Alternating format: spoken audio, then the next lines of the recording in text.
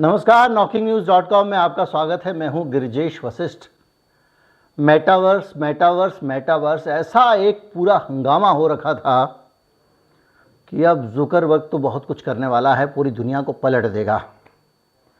लेकिन मेटावर्स एक ऐसा सफ़ेद हाथी है जो खुद जुकरबर्ग को ले बैठा है। यानी अभी पूरी तरह से मेटावर्स तैयार नहीं हुआ है। मैंने इस पर वीडियो बनाया था, मेटावर्स में क्या फीचर है क्या नहीं, अगर आप जानना चाहें तो इसी चैनल पे है। लेकिन अब बहुत बड़ा नुकसान हो गया है मेटा कंपनी को, और कोई बड़ी बात नहीं है कि जुकरबर्ग को अपनी गद्दी खोनी पड़े, ये भी संभव है। पूरा एक ज़बरदस्त माहौल उनके खिलाफ बन गया है। हो क्या रहा है, उसका नुकसान क्या हो रहा है, आम लोगों को क्या नुकसान हो रहा है, आम कर्मचारियों को क्या नुकसान हो रहा है, और ये सपना कहीं सनक में तो नहीं बदलने वाला है, इस पे बात करेंगे। कहीं मत जाइए, चैनल को सब्सक्राइब कर लीजिए। मैं अभी हाजिर होता हूँ।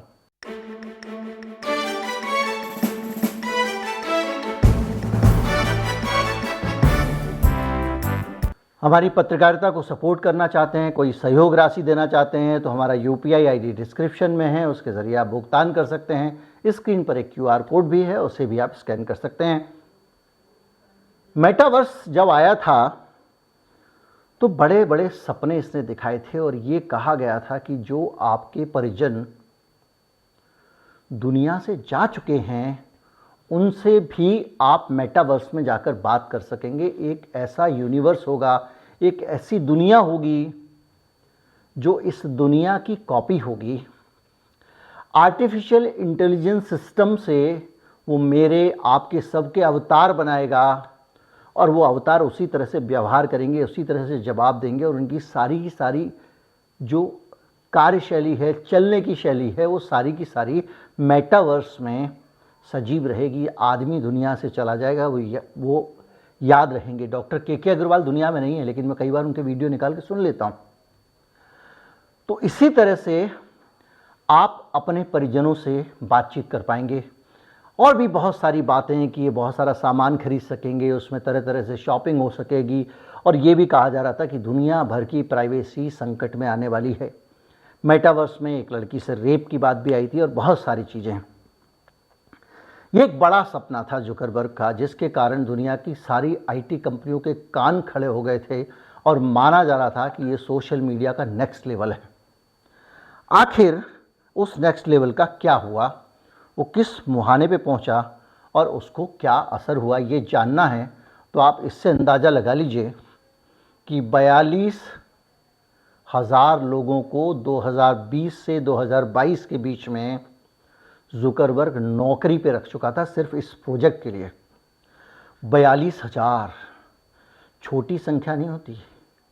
रंगरूट नहीं रख रहा है, IT प्रोफेशनल रख रहा है। इतनी बड़ी भर्ती दुनिया के स्तर पे मेटावर्स टेक्नोलॉजी ने किया था, और अब उसकी हालत ये है कि वो अपने खर्चे नहीं निकाल पा रहा है। और जो फेसबुक की 7 जन्म की कमाई थी, ये कहें जन्म जन्मांतर की कमाई थी, जब से फेसबुक खड़ा हुआ उसने जो कमाया था, जो जगह बनाई थी, वो पैसा भी इसमें घुस गया है।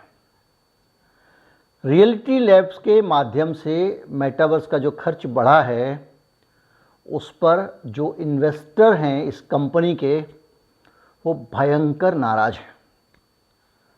इन्वेस्टर चाहते हैं कि किसी भी तरह से इस प्रोजेक्ट पर खर्चा कम कर दिया जाए या बंद कर दिया जाए।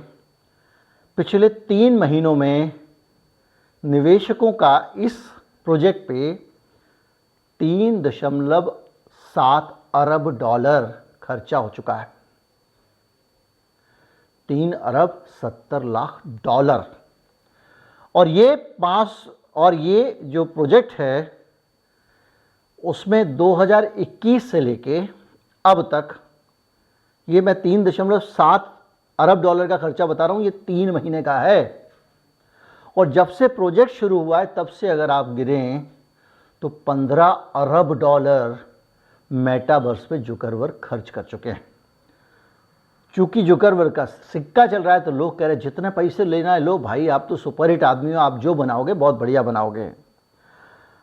और हालत ये हुई है कि तीसरी तिमाही के बाद जो थर्ड क्वार्टर था, मेटा का जो मुनाफा है वो 52% गिर गया है, यानी आधे से ज़्यादा उसके प्रॉफिट गिर गए हैं। अब जो इन्वेस्टर वो कह रहा भैया हमारी तो कमाई बंद कर दी तूने, तो अब जो है वो उसके ऊपर प्रेशर बढ़ने लग गया है और गिर के मुनाफा अब 4.4 अरब डॉलर हो गया है। और स्टॉक में एक ही दिन में 23% की गिरावट आ गई, 25% के। एक दिन में 25% आपका शेयर गिर जाए और एक साल में उनका बाजार मूल्य, जो मार्केट वैल्यू थी उनकी, वो 600 अरब डॉलर गिर गई है। अगर कोई कंपनी को खरीदने की बात करता उस वक्त, तो तब से अब तक एक साल में 600 अरब डॉलर इनकी कीमत कम हो गई है, इनका मूल्य कम हो गया है। इस अकेले एक साल में मेटा के शेयर की में 70% की गिरावट आई है। और इसके बाद 2023 के लिए जुकरबर्ग ने कुछ नई घोषणाएं की हैं और वो अपने जो हाई प्रायोरिटी के काम हैं सिर्फ उनमें पैसा लगाएंगे, यानी उच्च प्राथमिकता वाले कामों में। और उन्होंने उल्लेख किया है कि हम उम्मीद करते हैं कि लगभग पहले की तरह छोटे आकार में अब कंपनी आ जाएगी। इसका मतलब ये है कि मेटा में छटनियां शुरू होने वाली हैं और ये कहा जा रहा है कि मेटा के 18 साल के इतिहास में सबसे बड़ी छटनी करने वाला है Elon Musk. Wall Street Journal ने रिपोर्ट किया है कि इसमें जो बुधवार से छटनी शुरू होने वाली है उसमें कितने हज़ार कर्मचारी निकाले जाएंगे कोई नहीं जानता है, लेकिन संख्या हज़ारों में होगी। और इसके साथ ही ये बड़ा ज़बरदस्त जो एक खतरा खड़ा हो गया है और इस छटनी के साथ ही पूरी दुनिया हिल गई है। छटनी की बात आती है तो पिछले दिनों मैंने आपको खबर दिखाई थी कि माइक्रोसॉफ्ट जो है, यानी बिल गेट्स, दुनिया भर की दौलत है भाई साहब, अमेरिका की आधी से ज़्यादा ज़मीनें उसके पास में हैं। उसके खेतों को सैटेलाइट से देखा जा सकता है, इतने बड़े खेत हैं। 1000 आदमी को नौकरी से निकाल दिया, रोटी नहीं खिला पाया बिल गेट्स। और अब आपको मैंने कल ही खबर बताई थी कि किस तरह से एलन मस्क ने अपने ट्विटर में ज़बरदस्त छटनी की है। भारत का तो पूरा ट्विटर का दफ्तर ही साफ कर दिया है। 3700 कर्मचारी निकाले गए हैं और निकाले जाने के बाद देखिए आप खेल क्या हो रहा है। जो ट्विटर का पुराना मालिक है या संस्थापक है वो कह रहा है कि मुझसे गलती हो गई, मैं माफ़ी चाहता हूँ आप लोगों से, मैंने कंपनी का साइज़ कुछ ज़्यादा ही बड़ा कर लिया था, वरना ये दिन नहीं देखने पड़ते। यानी वो कर्मचारियों से रेपो बना रहा है और कल के दिन, परसों के दिन अगर वो एक दूसरा ट्विटर की जगह ट्विटर वगैरह कुछ अगर लॉन्च कर दे, कोई बटेर तीतर लॉन्च कर दे, तो उसको बने बनाए कर्मचारी ट्विटर के मिल रहे हैं और थोड़े बहुत नहीं, 3700। यानी एलन मस्क के लिए खतरा। इसी की वजह से एलन मस्क ने अपने कर्मचारियों से कहा कि भैया आप चाहो तो वापस आ सकते हो, लेकिन इसकी जुबान का क्या भरोसा, ये आज कुछ बोलता है, कल कुछ बोलता है, परसों कुछ करता है। ये एक बड़ा क्लियर कट बीमारी है इस आदमी की, ये पहचान। तो जो भी है इस स्थिति में केवल आप इतना समझ लीजिए कि ट्विटर की भी हालत ख़राब है, माइक्रोसॉफ्ट की हालत भी ख़राब है। 2 फर्म हैं सिलिकॉन वैली में, स्ट्राइप और लिफ्ट, उन्होंने भी गुरुवार को ये जो थर्सडे निकला है, बड़े पैमाने पर छटनी करने की घोषणा की है। और अमेज़ॉन ने कहा है कि वो अपने कॉरपोरेट ऑफिस में अब और भर्ती नहीं करेगा। इसके साथ साथ गूगल ने भी ऐलान किया है कि वो अब अपनी भर्तियों पर ब्रेक लगा रहा है और लोगों को भर्ती नहीं करेगा। इन सारी चीज़ों को अगर आप अंदाज़ा लगाएं तो आपको ये मोटे मोटे तौर पे लोग आपको ये कह सकते हैं कि जो आईटी कंपनियां हैं उनकी हालत ख़राब है, उनको मैन पावर नहीं मिल रही है। इस खबर पे जब मैं रिसर्च कर रहा था तो मैंने कुछ ऐसे लोगों से बात की जो हायरिंग का काम करते हैं, जो कर्मचारियों को रखने का काम करते हैं। इन सब खबरों को सुन के आपको लग रहा होगा कि ज़बरदस्त बेरोजगारी हो गई है, लेकिन दशा दूसरी है। दशा ये है कि इन कंपनियों को इसके बावजूद काम नहीं मिल रहा है, कर्मचारी नहीं मिल रहे, माफ़ कीजिएगा। जो हायरिंग का काम करने वाले लोग हैं वो बैक ऑफिस भारत से चलता है और यहाँ से कॉलिंग करके अलग अलग कैंडिडेट्स से बात करते हैं कि क्या आप ज्वाइन करना चाहेंगे इस कंपनी में, उस कंपनी में, फला कंपनी में। तो वहाँ जितने भी कर्मचारी हैं उनको दिव्य ज्ञान प्राप्त हो चुका है भाई साहब लॉकडाउन के दौरान कि जीवन क्षणभंगुर है और ये जो हम रेल बने रहते हैं और ट्रेडमिल पे दौड़ते रहते हैं और कहीं नहीं पहुँचते हैं, इस चक्कर में नहीं पड़ना। तो वो पहली लाइन क्या बोलते हैं, भाई साहब आपकी नौकरी में वर्क फ्रॉम होम है क्या, हम दफ्तर आके काम नहीं कर सकते।